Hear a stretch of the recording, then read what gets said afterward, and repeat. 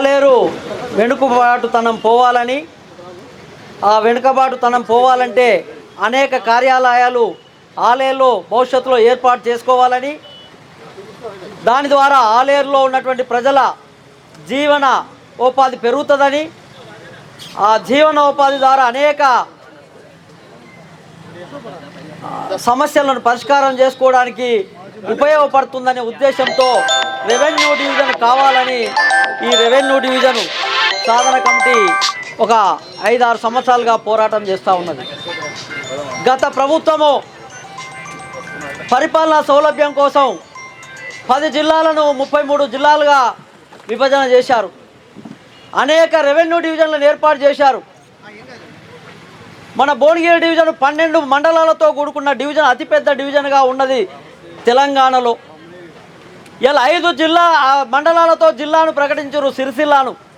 అదే పాలకులు అంటే ప్రాంతాల సమతుల్యత అభివృద్ధిలో మెయింటైన్ చేయడంలో పాలక పక్షాలు విఫలం కావడం వల్ల ఈరోజు మనకు రెవెన్యూ డివిజన్ అవసరము ఉన్నదని ఇలా ప్రజలు గొంతెత్తి అడగాల్సిన అవసరాన్ని కల్పిస్తూ ఉన్నారు. ఈ రెవెన్యూ డివిజన్ అనేది ఏదో వ్యక్తుల కోసమో ఆర్గనైజేషన్ల లాభం కోసమో జరుగుతున్నది కాదు. ఈ రెవెన్యూ డివిజన్ వల్ల ఆలేరులో నివసిస్తున్న ప్రతి ఒక్క కుటుంబానికి ఏదో రకమైన ఉపయోగము జరుగుతుందనే విషయాన్ని మనం గమనించాలి. రెవెన్యూ డివిజన్ రావడం వల్ల మాకేం లాభం జరుగుతుందని కొంతమంది ప్రశ్నిస్తూ ఉన్నారు.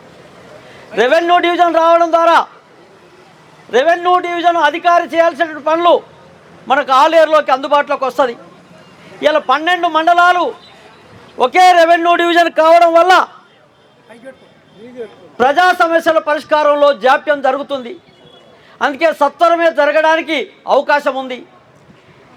ఎన్ఎఫ్బిఎఫ్ స్కీమ్ ఉంది, అది అని రెవెన్యూ డివిజన్ అధికారి అమలు చేయాలి. 18 సంవత్సరాల నుండి 60 సంవత్సరాల లోపు పేదలు ఎవరైనా చనిపోతే ప్రభుత్వం 20,000 రూపాయలు ఇస్తుంది. ఆ ఇస్తున్నటువంటి స్కీము రెవెన్యూ డివిజన్ అధికారి శాంక్షన్ చేయాలి. తహసీల్దారు పంపుతుండు, కానీ 4 సార్లు మనం వెళ్ళి దాన్ని కదిలిస్తే తప్ప కదలనటువంటి పరిస్థితులు ఉన్నాయి. అందుకోసము ఈ ప్రాంత ప్రజలకు అందుబాటులోకి రావడానికి అవకాశం ఉంది. అంతేకాక ఈరోజు కుల సర్టిఫికెట్లు కొన్ని కులాల వారికి తహసీల్దారు ఇవ్వడు, రెవెన్యూ అధికారి ఇవ్వాల్సిన అవసరం ఉంది. దానికోసం అనేక మంది రెవెన్యూ డివిజన్ చుట్టూ అనేక సార్లు తిరగాల్సిన పరిస్థితి వస్తూ ఉంది. ఆ సమస్య పరిష్కారం కావడానికి, అందుబాటులో తొందరగా కావడానికి ఉపయోగపడుతుంది. ఇలా రైతుల భూ వివాదాలు ఉన్నాయి. ఇక్కడ పరిష్కారం కానటువంటి సమస్యను ఆ వివాదాల కోసం రెవెన్యూ డివిజన్ అధికారికి అప్పీల్ చేసుకోవాల్సిన అవసరం ఉంది. రెవెన్యూ డివిజన్ అధికారి ఆ వివాదాలను పరిష్కారం చేస్తారు.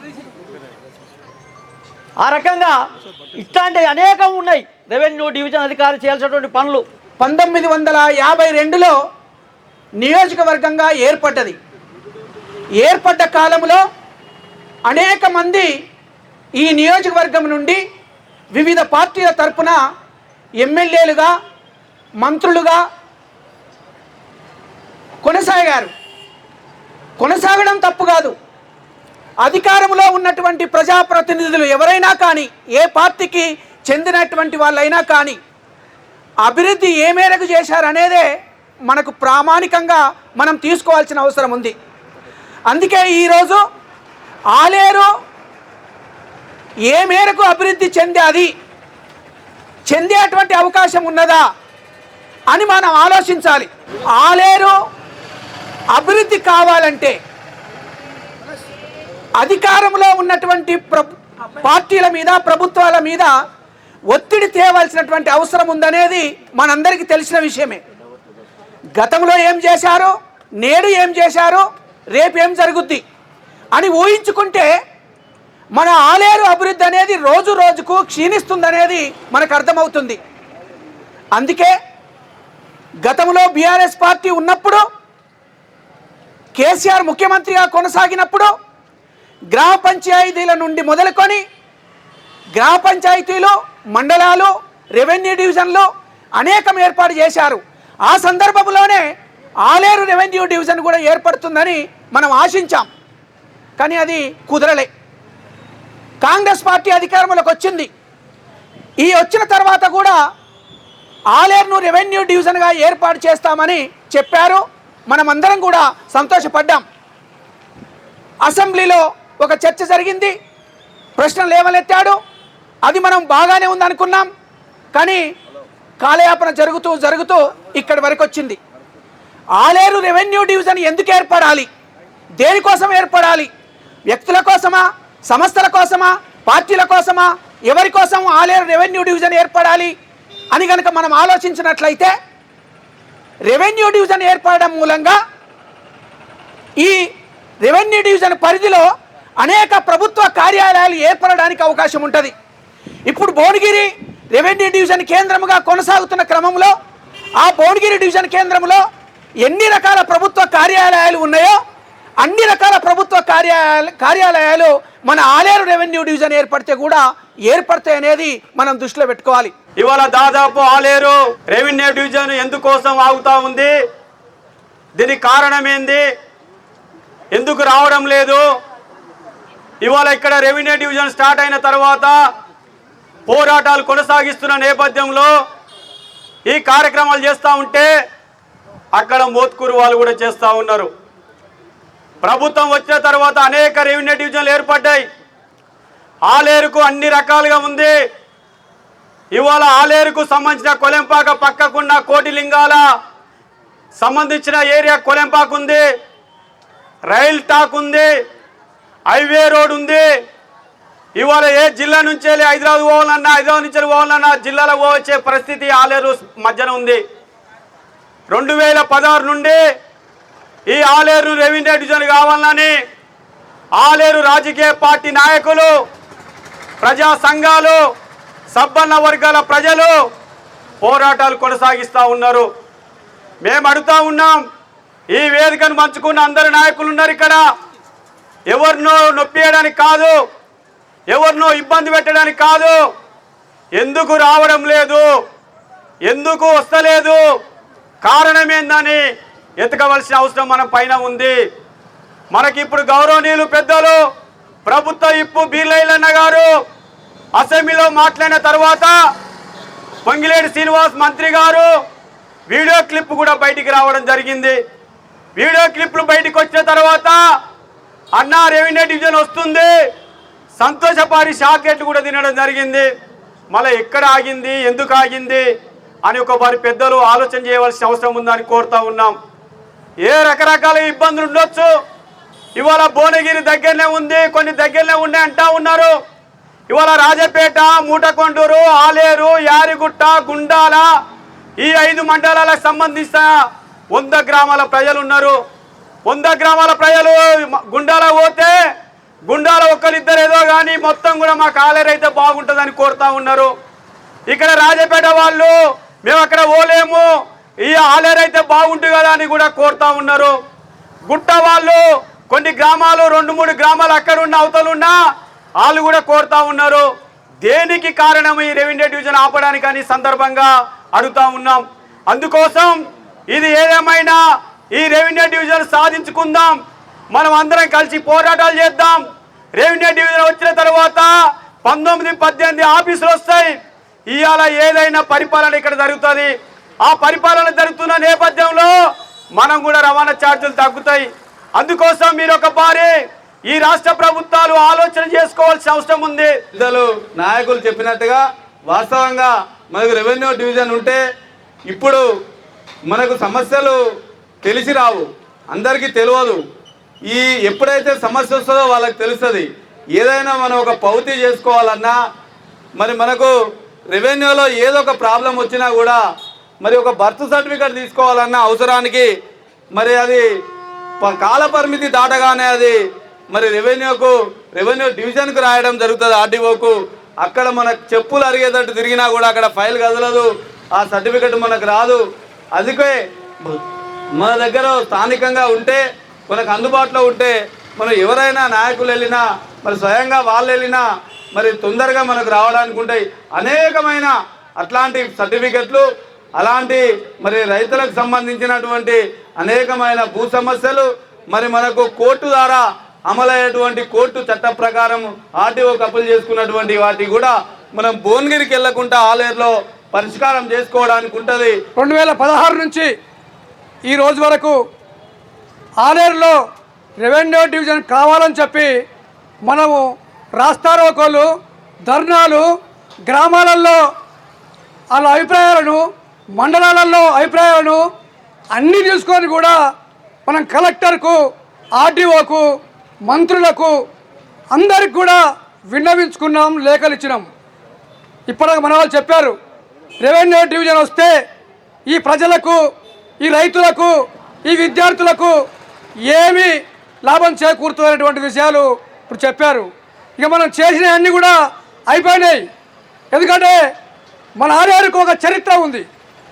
ఆలేరు అంటేనే తెలంగాణ సాయుధ రైతాంగ పోరాటానికి ముందు వరుసలో ఉన్నటువంటిది ఆలేరు.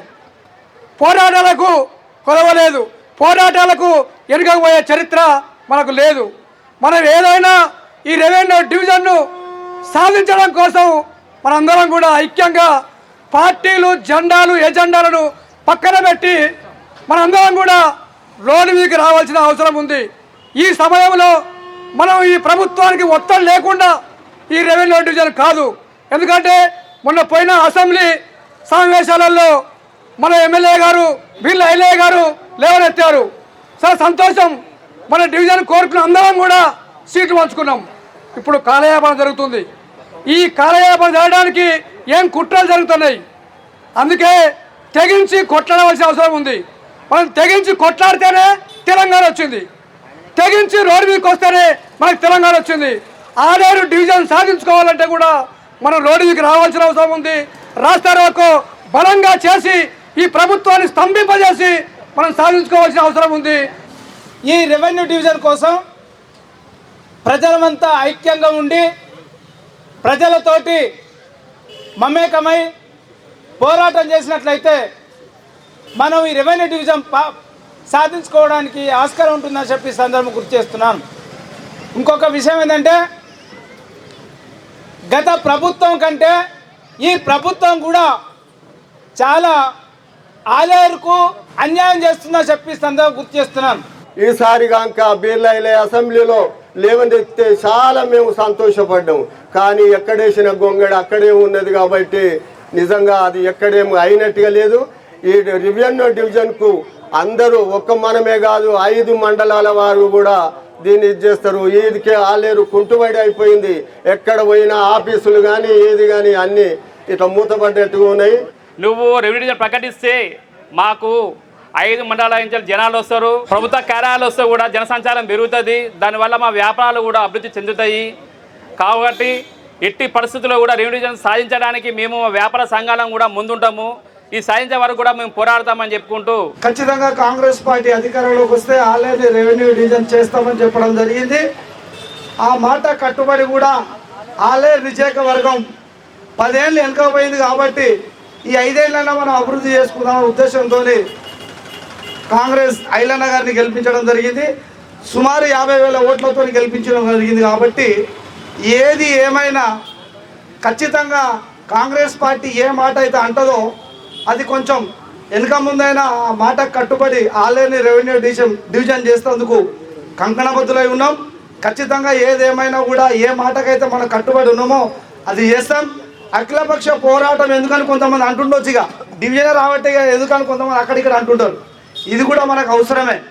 ఎందుకంటే ఎమ్మెల్యే గారికి నోడల్ సపోర్ట్ నా నియోజకవర్గంలో మరి కొంచెం నా ప్రజలకు మనం మాట ఇవ్వడం జరిగింది. సీఎం గారు ఆ మాట కట్టుబడి నేను నిలబెట్టుకోవాలి కదా, ఖచ్చితంగా నాకు ఒత్తిడి అవుతుంది. కాబట్టి ఏదేమైనా కూడా మాకు డివిజన్ కావాలని ఆయన మరొకసారి కూడా అసెంబ్లీలో పోటీ చేసేందుకు ఇది ఒక దారిగా ఉపయోగపడాలని కూడా మనం అనుకుంటా ఉన్నాం. గొంగిడి సునీతా మహేందర్ రెడ్డి గారు ప్రెస్ మీట్ కూడా పెట్టి అదే గెస్ట్ హౌస్లో మేము అందరం కూడా ఉన్నాం.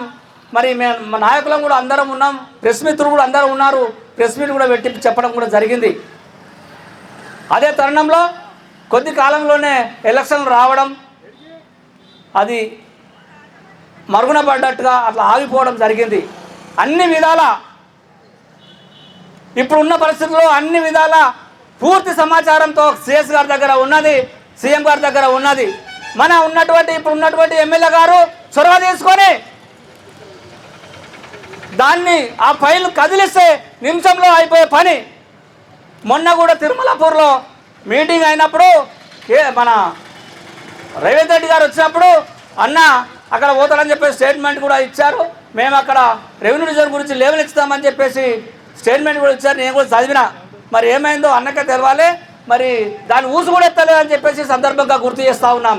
అఖిలపక్షం ఆధ్వర్యంలో పెద్ద ఎత్తున కార్యక్రమాలు చేసుకొని 5 మండలాలు అయితే ఏదైతే మనం కలిసే మండలాలు అయితే అనుకుంటున్నామో ఆ మండల చూత ఈ కమిటీని విస్తరింపజేసి అక్కడ చూత రెవెన్యూ డివిజన్ కమిటీలు వేసి ఆ మండలాల్లో నుంచి ఒక్కొక్క మండలాల్లో ఒక్కొక్క విధంగా కార్యక్రమాలు తీసుకొని ఈ కార్యక్రమాన్ని ఉధృత ప్రజల నుంచి ఆంక్ష అనేది వచ్చినప్పుడు తప్ప ఈ రెవెన్యూ డివిజన్ సాధన అయితే తప్ప ఏదో ఒక ఆలేరు మండలమే కానీ ఆలేరు పట్టణమే కానీ కాదు. అన్ని మండలాలు కూడా ఈ ఆంక్ష అనేది ఏదైతే ఉందో అది కంపల్సరీ అన్ని ప్రాంతాలకు దీన్ని తీసుకుపోవాల్సిన బాధ్యత మన కమిటీ మీద ఉంది. అదేవిధంగా ఇక్కడ ఉన్న వివిధ గ్రామాల నుంచి వచ్చినటువంటి వాళ్ళ చూత ఏ ఊర్లో ఆ ఊరికి ఈ రెవెన్యూ డివిజన్ వస్తే ఏమొస్తుంది అనేది చాలామందికి తెలియదు. రెవెన్యూ డివిజన్ అంటే ఇక్కడ ఆర్టీఓ ఆఫీస్ కానీ టీఎస్పీ ఆఫీస్ కానీ మహిళా పోలీస్ ఆఫీస్ కానీ ఇలా ఎన్నో చెప్పుకుంటా పోతే ఎన్నో ఆఫీసులు మన ప్రాంతానికి వస్తాయి. కాబట్టి మన తల్లులు అక్కలు డెత్ సర్టిఫికేట్ కానీ మా ఎప్పుడన్నా 10 సంవత్సరాల కింద చనిపోయిన వ్యక్తికి డెత్ సర్టిఫికేట్ కావాలంటే రెవెన్యూ డివిజన్ ఆర్టీఓ ఇస్తారు. కాబట్టి అలాంటి వెసులుబాటు మన ఆర్డర్ టౌన్కి వస్తే ఇక్కడ ఎన్నో ప్రభుత్వ భూమి ఎంతో ఉన్నది. ఆ భూమి అంతా అన్యక్రాంతం అయిపోతూ ఉన్నది. దాన్ని ఇక్కడ ఆఫీసులకు కనుక ఉపయోగించుకుంటే రెవెన్యూ డివిజన్కు అన్ని విధాల అన్ని అనుకూలాలు మన ఆలేరు రెవెన్యూ ప్రాంతంలో ఉన్నాయి. కాబట్టి ఈ ఆలేరు డివిజన్ సాధన కోసం మనందరం కలిసికట్టుగా ఇంకా కార్యక్రమాలు తీసుకొని ముందుకు పోవాలని చెప్పి తెలియజేస్తూ రెవెన్యూ డివిజన్ ప్రకటించకపోవడం బాధాకర విషయం. ఎందుకంటే చాలా రోజుల నుండి మన రెవెన్యూ డివిజన్ కావాలని మరి కోరుకుంటున్నాం. మరి రెవెన్యూ డివిజన్ సాధిస్తే గవర్నమెంట్ ఆఫీసులు కానీ మరి అన్నీ మనకు అందుబాటులో ఉంటాయి. మరి ఆలయ ప్రజలకు మరి చుట్టుపక్కల ఉన్న ప్రజలకు కూడా మరి అన్ని రకాల బాగుంటుందని కోరుతూ ఆలయను ముందంజలో తీసుకోవాలని కోరుతూ ఒకసారి మనం 8 మండలాలతో ఉన్నటువంటి నియోజకవర్గాన్ని ఎంత అభివృద్ధి చెందింది, ఎక్కడెక్కడ నష్టపోయిందో ఒకసారి మనం గుర్తు చేసుకుంటే ఆలేరు నియోజకవర్గ కేంద్రంగా ఉన్నటువంటి ఆలేరును పక్కనే ఉన్నటువంటి యాదగిరిగుట్టను పోల్చుకుందాం. యాదగిరిగుట్ట రాగిరి నుంచి యాదగిరిగుట్ట వరకు ప్రయాణం చేసే రోడ్డు ఎట్లున్నది. ఒక నియోజకవర్గ కేంద్రమైనటువంటి ఆలేరు జాతీయ రహదారిని పిలుచుకునేటువంటి అదే రాగిరి నుంచి ఆలేరు ప్రయాణం చేసే రోడ్డు ఎట్లున్నది. రాగిరి నుంచి గుట్టకు ప్రయాణం చేసే రోడ్డు అమ్మతున్నటువంటి డివైడర్లు ఎట్లున్నాయి, వాటిపైన మొక్కలు ఎట్లున్నాయి, వాటిపైన లైట్లు ఎట్లున్నాయి, దాని పక్కనే ఉన్నటువంటి ఫుట్పాత్లు ఎట్లున్నాయి, ఆలేరులో ఉన్నటువంటి డివైడర్లు ఎట్లున్నాయి, ఫుట్పాత్లు ఉన్నాయా, రోడ్లు ఉన్నాయా. ఆలేరు ఎన్కోడగా ఉన్నటువంటి నియోజకవర్గం ఉన్నప్పుడే ఇట్లుంటే ఒకవేళ నియోజకవర్గం కనుక క్యాన్సిల్ చేయబడితే పరిస్థితి ఏంటి? డివిజన్ కాకపోతే ఇంకా డెవలప్మెంట్ అయితే డివిజన్ కాకపోతే ఇది ఒక మండల కేంద్రం గుర్తింపుగానే ఉంటుంది. ఏదైతే డెవలప్మెంట్ ఉందో అది పెడితే బాగుండు అని చెప్పేసి చూసే వాళ్ళంతా కూడా యాదగిరిగుట్ట వైపు ప్రయాణం చేస్తారు. రేపు నియోజకవర్గ కేంద్రం కూడా ఇది పోతుంది, యాదగిరిగుట్ట ఎమ్మెల్యేని పిలిచాల్సి వస్తుంది. ఎందుకంటే గతంలో కానీ ఇప్పుడు కానీ పనిచేసినటువంటి ఎమ్మెల్యేలు ఏమనుకుంటారంటే నేను ఆలేరు నియోజకవర్గంలో ఉన్నటువంటి 8 మండలాలకు ఎమ్మెల్యేని అనుకోవట్లేదు, యాదగిరిగుట్ట మండలానికి మాత్రమే ఎమ్మెల్యే అనుకుంటున్నారు, యాదగిరిగుట్టను మాత్రమే అభివృద్ధి చేస్తున్నారు. ఇతర మండలాలన్నింటి కూడా బండబెట్టినా లేదా ఒకసారి చూడండి.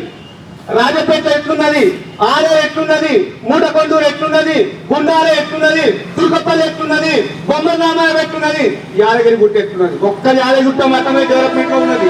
అంటే మీరు చేసిన మీరంతా మీ సొంత మండలం చెప్పేసి వివక్ష చూస్తున్నారా, లేకుంటే ఆలేరు నియోజకవర్గానికి ఎమ్మెల్యే అనుకుంటున్నా, లేకుంటే గుట్ట మండలానికి ఎంపీపీ అనుకుంటున్నా, గుట్ట మండలానికి జెడ్పీటీసీ అనుకుంటున్నా, లేకపోతే మా మండలం మా ఇష్టం, లేకుంటే మా గ్రామాలు ఇక్కడ ఉన్నాయి కనుక ఓన్లీ గుట్టలో డెవలప్మెంట్ చేస్తాం, ఆలేరు నిర్లక్ష్యం చేస్తాం అనుకుంటున్నా. ఒకవేళ ఆలేరు నిర్లక్ష్యం చేస్తే, ఆలేరు కనుక డివిజన్ ప్రకటించకపోతే ఆలేరు మట్టిగడ్డ మామూలు కాదని ఒకసారి చరిత్ర గుర్తు చేసుకోవాలి. ఆలేరు మట్టిగడ్డ ఒకనాడు మొట్టమొదటి ఎమ్మెల్యే ఎవరు గెలిచినా ఒకసారి గుర్తు చేసుకోండి. ఆలేరు మట్టిగడ్డ మీద ఎలాంటి ఉద్యమాలు జరిగినా ఒకసారి గుర్తు చేసుకోండి. ఆలేరు మట్టిగడ్డ మీద మొన్న తెలంగాణ ఉద్యమం ఏ రకంగా జరిగిందో గుర్తు చేసుకోండి. ఆలేరు కనుక అగ్నికడం అంటుకుందనుకుంటే ఆలయానికి అన్యాయం చేసిన వాళ్ళు ఎవరు కూడా చెత్త బుట్టలో కలిసిపోతారు. అది ఏ పార్టీ అయినా మాకు సంబంధం లేదు, ఏ ప్రజాప్రతినిధి లేదు, మాకు సంబంధం లేదు. మాకు కావాల్సింది ఆలయ నియోజకవర్గం అభివృద్ధి కావాలి. అది కావాలంటే ఇప్పుడు రెవెన్యూ డివిజన్ కావాలి. ఆలయంలో ఉన్నటువంటి డివైడర్ చూడండి, గుట్టలో ఉన్నటువంటి డివైడర్ చూడండి. ఈ డివైడర్ చూస్తే ఒకసారి ఏమవుతుందంటే మా ఇంటి వెనకాల ఉన్నటువంటి పొలాలు, ఆ పొలాలకు ఉన్నటువంటి వరాలు కనపడుతున్నాయి. మా పక్కన ఉన్నటువంటి వరాలు ఎట్లున్నాయో ఈ వరానికి వచ్చే ఉన్నాయి తప్ప ఈ ఒక డివైడర్ లెక్క కనపడుతున్నాయా, ఇది ఒక నియోజకవర్గం ఎత్తుకొని కనపడుతున్నాయా? ఆ వరాల ప్రతి చెట్లు మొదటి చెట్లు ఈ చెట్లు కనుక ఇది అభివృద్ధి ఎట్లయితుంటది? ఇప్పుడే ఇట్లుంటే డివిజన్ కాకపోతే ఇంత దీనంగా ఉంటుంది. ఇప్పుడే ఇట్లుంటే ఒకవేళ నియోజకవర్గానికి ఎత్తేసే ప్రమాదం ఉంటే ఇంకెట్లుంటుంది? ఏదో మారుమూల గ్రామానికి పోయినట్టు ఉంటుంది మన ఆలయం. కనుక డివిజన్ కేంద్రం కొట్టాలు తెచ్చుకోవాలి. ఇంతే కాదు, ఈ ఉద్యమం ముగిస్తారని ఇంటి పోవడం కాదు, నెక్స్ట్ మళ్ళీ సమావేశం పెడతాం, దీన్ని సమీక్ష చేస్తాం. ఈ రోజు ప్రకటన రాకపోతే ఇదే ఉద్యమం గుండాలలో పెడతాం, ఇదే ఉద్యమం మూటకొండలో పెడతాం, ఇదే ఉద్యమం రాజపేటలో పెడతాం, ఇదే ఉద్యమం యాదగిరిగుట్ట నడిబొట్టులో పెడతాం, ఇదే ఉద్యమం 5 మండలాలతో మరో తెలంగాణ ఉద్యమం తరహా ముందుకెళ్తామని తెలియజేస్తూ ఇలా కనిపించడం ఉన్నారు. చాలా సంతోషం. పెద్ద ఎత్తున వచ్చారు. బాగా రాయాలి సార్. ఎందుకంటే ఈ పేపర్ తోనే ప్రధానంగా హైదరాబాద్ పోతుంది. ఇద్దరు ఎమ్మెల్యేలు గతంలో దయచేసి ఫస్ట్ వేసిన ఫోటోలు వేసి అందరి నుంచి రాయండి, గొప్ప రాయండి దయచేసి. ఎందుకంటే ఒక మాట పాట ప్రజల గుండెలకే వెళ్ళిపోతుంది. ఇలా అమోరాకలు అన్నది అప్పటికప్పుడు ఆ పిల్లలు చాలా గొప్ప అనిపించింది. రాష్ట్రం అప్పటికప్పుడు పడుతుంది. అవన్నీ ప్రజాసమస్య ప్రజల నుంచి వచ్చింది, ఉద్యమం సక్సెస్ అవుతుంది. అలా ఇంకా ముందు కూడా ఉంది. లేదు అంటే ఒక విదేశాలు చెప్తుంది, అందరూ చెప్పేది అనుకుంటున్నా. దయచేసి మిత్రులందరికీ నెక్స్ట్ ఒక ప్రోగ్రాం పెట్టాలి, ఎంత బ్లాక్ చేయాలి, అన్ని స్కూల్ కాలేజ్ విద్యార్థులు మేధావులందరినీ షాపులు అందరూ చేసి సీరియస్ చేయాలి. ఎందుకంటే 2 వర్గాలు మనకు అనుకూలం ఉన్నాయి, మనకు శత్రువర్గం లేనే కాదన్న. అందుకు నెక్స్ట్ దయచేసి మరోసారి శేఖర్ మా జర్నీ అందరినీ పేరు పేరున కొడుతున్నా. రాష్ట్రాల్లో పెడతాం, తర్వాత ధర్మ పెడతాం, బంద్ చేద్దాం. ఏం సిద్ధి చేద్దామా? గట్టిగాను ఓకే. ఇలాంటి వాళ్ళు చాలా మంది రానున్నారు.